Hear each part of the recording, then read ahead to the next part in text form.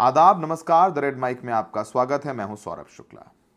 सबकी नजरें supreme court पर लगी हुई थी क्योंकि हमने देखा कि दिल्ली के ओखला इलाके के बटला हाउस मोहल्ले में तमाम नोटिसेस लगा दिए गए डीडीए द्वारा, यह कहते हुए कि खसरा नंबर 279 इलीगल है यानी अवैध है और डीडीए यानी दिल्ली डेवलपमेंट अथॉरिटी की जमीन पर कब्जा है। लगभग 40 से ज्यादा घरों के आगे ये नोटिस चिपका दिए गए और तारीख मुकर्रर की गई कि 11 जून तक खाली कर दीजिए वरना बुलडोजर चलाए जाएंगे। अब ये जो 40 मकान तो हैं, 40 मकान के साथ साथ वहां पर एक मकान में कई फ्लैट हैं, कई फ्लोर्स बने हुए हैं, 1 फ्लोर, 2 फ्लोर, 3 फ्लोर, 4 फ्लोर। अब इन फ्लोर्स पर अलग अलग परिवार रहते हैं, लगभग प्रभावित परिवार 100 के करीब होंगे। अब वहां पर यह सवाल उठा कि भाई हम यहां 40 साल से रह रहे हैं, 50 साल से रह रहे हैं, हमारे पास यहां के पते पर आधार कार्ड है, हमारे पास बिजली का बिल आता है, मीटर लगाए हैं सरकार ने, पानी का बिल आता है, सरकार ने पानी की मीटर लगाए हैं, पासपोर्ट बने हुए हैं, नाला बना हुआ है, तो हम इलीगल कैसे हो गए? पुश्तें हो गई हमें वहां पे। अब इस पूरे मामले में जो ऑर्डर डीडीए ने लगाया था, नोटिस लगाया था, वो सुप्रीम कोर्ट से ही आदेश लेकर लगाया था। अब यहां के लगभग 40 घर खरीदार जिनके घरों पर नोटिस लगे, ये सुप्रीम कोर्ट गए। सुप्रीम कोर्ट में इनको राहत नहीं मिली है। सुप्रीम कोर्ट ने कहा है कि वो इस पूरे मामले में हस्तक्षेप नहीं करेंगे, लेकिन इस मामले में सुनवाई करेंगे, लेकिन तुरंत स्टे नहीं करेंगे कि अगर जो 11 तारीख तक घर खाली करना है उस पर हम स्टे नहीं लगा सकते। लेकिन हाँ, ये प्रॉपर्टी जो डीडीए कह रहा है इलीगल है, नहीं है, या रेगुलराइज करने की बात है, इस पर हम सुनवाई करेंगे, लेकिन जुलाई में। तो अब ऐसा करिए कि आप जो अथॉरिटीज हैं यानी डीडीए के पास ही जाइए और उनसे बात करिए कि वो क्या कर सकते हैं। अब डीडीए नहीं नोटिस लगाए, अब डीडीए के पास ही इन लोगों को जाना पड़ेगा। तो ये एक बहुत अचरज वाली स्थिति हो गई है।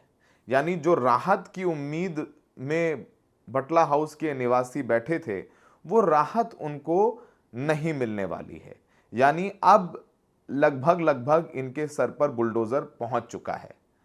तो अब इन घर खरीदारों के सर पर बुलडोजर नाच रहा है। 11 मई तक इनको खाली करने का पड़ेगा। अगर राहत दे सकता है तो खुद डीडीए दे सकता है।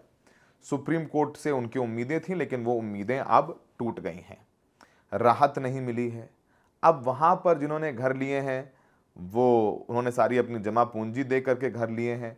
उनके सवाल भी यही थे कि हमें घर क्यों दे दिया गया, हमें पावर ऑफ अटर्नी क्यों दी गई, अगर ये घर अवैध था तो बिजली का मीटर क्यों लगा दिया गया, अगर ये घर अवैध था तो आधार कार्ड कैसे बना दिया गया, अगर ये घर अवैध था तो पानी की मीटर कैसे लगा दिए गए, अगर ये घर अवैध था तो सड़क कैसे बना दी गई, अगर ये घर अवैध है तो नाली कैसे बना दी गई। ये सब सारे सवाल ये लोग पूछ रहे थे, लेकिन इनको राहत नहीं मिली है।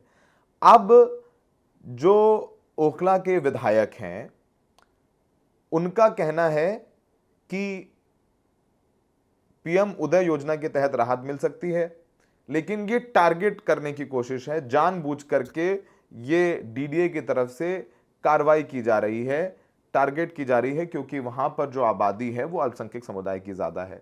आप खुद सुप्रीम कोर्ट में अमानतुल्लाह खान गए थे, सुनिए वो क्या कह रहे हैं। कोर्ट में क्या बातें हुई, क्या आप देख रहे हैं? ठीक है, सुप्रीम कोर्ट से आज हमें ये राहत मिली है कि ये जो रेगुलर बेंच है उसमें जुलाई फर्स्ट वीक में जब भी कोर्ट खुलेगा तो उसके अंदर ये सुना जाएगा, और तब तक जो भी लोग हैं जिन लोगों पर ये खतरा मंडरा रहा था उनको कहा गया कि वो पीएम उदय में या जो भी वो रिलीफ ले सकते हैं वो ले लें, और अपनी एप्लीकेशन जिस तरह से पीएम उदय में और दूसरे लोग उसमें कवर हो रहे हैं उस तरह से इन लोगों को भी अपना इंडिविजुअल एप्लीकेशंस देनी है, और उसमें हम लोग भी अपनी तरफ से पूरा देंगे। क्योंकि ये जो एरिया है, देखिए 2014 का जो प्रोटेक्टेड लैंड है, जो 2014 का पार्लियामेंट ने प्रोटेक्ट किया है, वो उसमें आता है अनऑथराइज रेगुलाइज का पार्ट है, और बाकायदा ये पिक एंड चूज वाला डीडीए ने अपनाया है, जो कि गलत है। क्योंकि मैं वहाँ विधायक हूँ और मैं जानता हूँ कि ये मेरा पूरा इलाका 40 साल से ज़्यादा इसको बने हुए, और 2014 में तो पार्लियामेंट से प्रोटेक्ट किया कि जो भी कॉलोनीज बन गई हैं और अनऑथराइज रेगुलाइज हैं और उसके अंदर जो भी कंस्ट्रक्शन है उस तक को प्रोटेक्ट किया। कॉलोनी तो पहले से प्रोटेक्टेड है, तो ये गलत तरीके से ये पिक एंड चूज वाला रास्ता इख्तियार किया है डीडीए ने, और डीडीए ने गलत रिपोर्टिंग की है। तो उसी चीज़ों को देखते हुए हम यहाँ सारे फैक्ट लेकर के आए थे। इसमें 3 चीज़ें हैं। एक तो पीएम उदय वाला है, पीएम उदय वाले में हम कवर्ड होते हैं। दूसरा अनऑथराइज रेगुलाइज का पार्ट है। कुछ एरिया तो ऐसा है जो 75 में अनऑथराइज रेगुलाइज हुआ है, कुछ एरिया उसके बाद अनऑथराइज रेगुलाइज हुआ है, और ये तो बटला हाउस का मेन एरिया उसके पीछे तक का सारा जो है वो अनऑथराइज रेगुलाइज का पार्ट है। और तीसरा जो 2014 में पार्लियामेंट ने जो प्रोटेक्ट किया है कि 2014 तक जो भी कंस्ट्रक्शन हो गया, जो भी कॉलोनीज हैं वो उनको तोड़ा नहीं जाएगा, तो उसमें भी हम कवर्ड होते हैं। तो गलत कर रहा है डीडीए, और उसके लिए हम लोग आए हैं और हमें पूरी इसको जुलाई में सुना जाएगा, जो रेगुलर बेंच सुनेगी, और उसमें हमें पूरी राहत मिलेगी। आप इस इलाके के एमएलए हैं, ये बताइए कितनी बड़ी दिक्कतें वहाँ लोगों के सामने आ रही, कितने लोग अफेक्टेड हैं? देखिए, आशियाना बड़ी मुश्किल से लोग बनाते हैं, और आशियाना बनाने में ज़माना लग जाता है, और ये लोग उजाड़ने चले आते हैं। मैं इनसे पूछना चाहता हूँ, ये कैसे तय करेंगे कि मैं अनऑथराइज रेगुलाइज का पार्ट नहीं हूँ, या 2014 में जो प्रोटेक्ट किया पार्लियामेंट ने उसका पार्ट नहीं हूँ, या जो पीएम उदय है उसका पार्ट नहीं हूँ? ऐसा तो हो नहीं सकता कि एक मकान पीएम उदय में आता है, एक मकान सेव होता है, 4 मकान नहीं होते, फिर 4 मकान सेव होते हैं, एक नहीं होता। ऐसे तो हो नहीं सकता। अगर इनकी कोई लैंड है तो वहाँ पर अनऑथराइज रेगुलाइज अगर कॉलोनी बन गई है, मैं मानता हूँ वो डीडीए की लैंड है। अगर डीडीए की लैंड में भी अनऑथराइज कॉलोनी बन गई है तो वो भी प्रोटेक्ट है। अब से पहले बहुत सारे तमाम केसेस में कोई ना कोई लैंड किसी ना किसी एजेंसी की रही है, तो वो जो जीएनसीटी एक्ट है उसके अंदर तो हम लोग प्रोटेक्टेड हैं पूरी तरह से, और डीडीए ने गलत बयानी यहाँ आकर के की है। अगर इन लोगों को तभी नोटिस इशू हुआ होता तो ये सब नौबत नहीं आती, क्योंकि मैं विधायक हूँ, मैं जानता हूँ सारे नक्शे हमारे जो हैं सरकार के हैं, और सरकार ने सब चीज़ों को प्रोटेक्ट किया है। अनऑथराइज रेगुलाइज का पार्ट है, तो ये गलत कर रहा है डीडीए। अमरनाथ भाई, नोटिस चस्पा कर दिया गया है और उसके बाद जून तक का समय है, तो क्या आप लोग अभी डीडीए के पास जाएंगे, एप्लीकेशन देंगे? डीडीए को अब खुद, जब हम लोग सब जुडिश है तो डीडीए को तो अब वेट करना पड़ेगा। जब मैटर सब जुडिश है और सुप्रीम कोर्ट के अंदर है, सुप्रीम कोर्ट ने रेगुलर बेंच को सुनने के लिए डेट फिक्स किया है, तो डीडीए का क्या मतलब है? बाकी हम जो चीज़ें हैं, जो पीएम उदय में अपना एप्लीकेशन देनी है, जो रिप्रेजेंटेशन हमें देना है, वो हम देंगे। आपने सुना अमानतुल्लाह खान को। अब वहाँ पर रह रहे लोगों के लिए तो बड़ी मुसीबत आन पड़ी है। वो क्या करें, कहाँ जाएं, किसके पास रोएं, किसके पास जाके गुहार लगाएं, क्योंकि अब राहत सिर्फ और सिर्फ डीडीए यानी दिल्ली डेवलपमेंट अथॉरिटी दे सकते हैं, जिनके बॉस एलजी साहब हैं। और ये बुलडोजर सिर्फ और सिर्फ बटला हाउस में तो आने वाले हैं, लेकिन बहुत सारे इलाकों में ये बुलडोजर ऑलरेडी चल रहे हैं, चाहे वो मद्रासी कैंप हो, चाहे वो वजीरपुर इंडस्ट्रियल एरिया हो, और जगह जगह जाकर के बुलडोजरों से घर ढहाए जा रहे हैं। इसको लेकर के दिल्ली सरकार भी आवाज उठा रही है। लेकिन पहले सुनिए उन लोगों को जिनके घर उजड़ने वाले हैं, जिनके पास कोई ऑप्शन नहीं है। मैं मतलब बचपन से मैं यहाँ छोटी सी थी, जब आती थी तो ये गलियाँ मैंने जब भी मतलब देखी है, बहुत छोटी सी थी, यही सोच के हमने यहाँ ख़रीदा कि ये सही ज़मीन है, सही सब कुछ। दिमाग में कभी आया ही नहीं कि ऐसा कुछ हो भी सकता है। बहुत बुरा हाल है मेरा, तो रो रो के मेरे से बोला भी नहीं जा रहा है। बस जब ये नोटिस लगा और उसके बाद से अब तक आपके जहन पर क्या गुजर रही, क्योंकि आपने काफ़ी पैसे दे करके मुश्किल से घर खरीदा होगा। जी, बहुत मुश्किल से ख़रीदा है, पता नहीं कैसे कैसे। देखिए, घर कोई बनाता है तो आसान नहीं होता है। ये एक छत होती है, जो एक मेन होता है कि एक घर होता है, वही हमसे छीन लिया जाएगा तो कहाँ जाएंगे हम लोग? ये सरकार क्यों नहीं सोच रही है कि हम कहाँ जाएंगे? इसके बदले घर भी नहीं दे रहे हैं। और इतनी पुरानी, ये 30 साल पहले ये बनी थी बिल्डिंग, 30 साल पहले, और उससे भी पहले का ये प्लॉट होगा। हमने तो ख़रीदा है, अभी 5 साल हुए होंगे ख़रीदे हुए, लेकिन ये तो बहुत पुरानी बिल्डिंग है। आप देखिए कितनी पुरानी, मीटर लगे हुए हैं, पानी भी मतलब बहुत अच्छा आता है, यहाँ सब कुछ है। उसके बावजूद क्या कच्चा है यहाँ पे, क्या है, क्यों नहीं, पहले क्यों नहीं हुआ ये सब? आपके बच्चे हैं? 2 बच्चे हैं मेरे, दोनों पढ़ते हैं, स्कूल जाता है। अभी बच्चे की छुट्टियां हैं, अब छुट्टियों में इंसान प्रोग्राम बनाता है, घूमने जाना है, कहीं जाना है। हमारे तो रो रो के गुजर रहे हैं सारे दिन। आंखों के नीचे भावुक हो गई। दरक्षा जी, आपका नाम क्या है? मेरा नाम सारदा खानम है। कितना मुश्किल है आप लोगों के लिए? कब से रह रहे हैं आप लोग? मेरा तो बचपन ही गुजरा है माशाल्लाह। मैं कितनी उम्र की थी, 10 साल की थी तो गोद में आई यहाँ पर। हमारी बहन है छोटी। मैं 10 साल की उम्र से ये मुरादी रोड पर मामू रहते थे, वहीं पर मैं रही हूँ, मामू के पास आती थी। लेकिन कभी हमने ऐसा सुना नहीं जैसे अचानक ये बवाल हो रहा है। ये क्यों हो रहा है आखिर? इसका समझ में बात ही नहीं आ रही कुछ। और इतना पुराना होते हुए भी ये ऐसा क्यों हो रहा? ये इसका समझ में अभी तक समझ में बात नहीं है। मेरे कुछ नहीं आ रही। मेरा भी मुरादी रोड पे आगे है मेरा, उनका बहन का 3 गलियाँ छोड़ के मेरे घर से। इतना परेशान है हम लोग, इतने परेशान हैं, सच बता रही हूँ। कैसा खाना पीना सब हराम हुआ हुआ है, बना हुआ भी रखा है तो दिल नहीं कर रहा खाने के लिए। देखो हिंदू हो या मुसलमान हो, कोई भी हो, किसी की परेशानी हमसे देखी नहीं जा रही। अभी हमारी बहन के साथ है या किसी और के साथ है, हमसे तो देखी नहीं जा रही परेशानी। तो आपने उन लोगों को सुना। अब यहाँ पर मद्रासी कैंप हो या वजीरपुर एरिया हो, इन सब जगहों को लेकर के बुलडोजर चल रहा है। इसको लेकर के आम आदमी पार्टी जो अब विपक्ष में है, तब सरकार में थी, वो आवाज़ उठा रही है। आम आदमी पार्टी के प्रदेश अध्यक्ष दिल्ली के सौरभ भारद्वाज ने प्रेस कॉन्फ्रेंस की है। उन्होंने कहा है कि दिल्ली से गरीबों को बीजेपी सरकार उजाड़ रही है। कल इन्होंने मद्रासी कैंप में झुग्गियां गिराई। आज बीजेपी सरकार वजीरपुर इंडस्ट्रियल एरिया में सैकड़ों झुग्गियों को गिराने जा रही है। बीजेपी ने तय कर लिया है कि वो गरीबों को ना घर रहने देगी और ना ही उन्हें चैन से अपना जीवन यापन करने देगी। सुनिए सौरभ भारद्वाज क्या कह रहे हैं। दोस्तों, परसों दिल्ली की भारतीय जनता पार्टी की सरकार ने जब अपने 100 दिन पूरे किए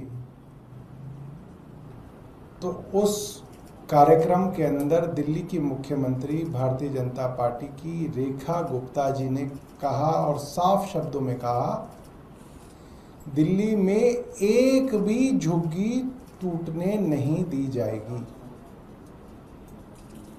ये बात उन्होंने 31 मई को कही और 1 जून को यानी कि कल हम सब ने देखा किस तरीके से सुबह 6 बजे बारापुला स्थित मद्रासी कैंप के अंदर दर्जनों बुलडोजरों ने पूरी की पूरी 800 झुग्गियां तबाह कर दी, लोगों को बेघर कर दिया। ये वही कैंप है जिसके विषय में मैंने पहले भी बताया था आपको, कैसे भारतीय जनता पार्टी ने और उसके चुनाव के प्रत्याशी ने वहाँ पे हर घर में जहाँ झुग्गी वहाँ मकान का कार्ड बांटा। एक एक झुग्गी वाले को यह आश्वासन दिया गया कि जहाँ झुग्गी वहीं मकान। भारतीय जनता पार्टी चुनाव लड़ने से पहले अगर उनमें हिम्मत थी तो कहते कि हम जब चुनाव जीत के आएंगे तो सारी की सारी झुग्गियों को उजाड़ देंगे, मगर तब आपने ये नहीं कहा।